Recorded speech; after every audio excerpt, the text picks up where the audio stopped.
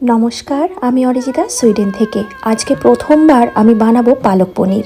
এর আগে হয়তো অনেকেই এই রেসিপিটা বানিয়েছেন এবং খেয়েছেন। আজ আমি বাড়িতে বানানো পনির দিয়েই এই এক প্যাকেট পনিরের সৎকার করবো এই পালং পনির বানিয়ে। কারণ এখানকার দোকানগুলোতে এরকম এক প্যাকেট করে পালং শাক পাওয়া যায়, আর যেটাকে বলে বেবি স্পিনাক। এটা অল্প দিন রাখলেই কিন্তু নষ্ট হয়ে যায়, তাই এটাকে ভালো করে সেদ্ধ করে জল চিপে নিয়ে এর মধ্যে 1 কোয়া রসুন, 4-5টা কাঁচা লঙ্কা আর 1 গাঁট আদা দিয়ে ভালো করে পেস্ট করবো। আর ওইদিকে পনিরগুলো চৌকো করে কেটে একটু ভেজে নিয়েছি তেলে, না ভাজলেও হয়।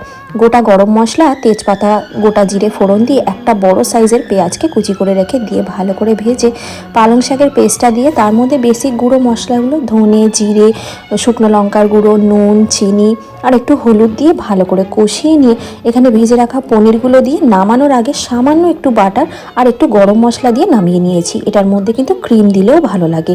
ভিডিওটি ভালো লাগলে অবশ্যই লাইক, কমেন্ট, সাবস্ক্রাইব করবেন।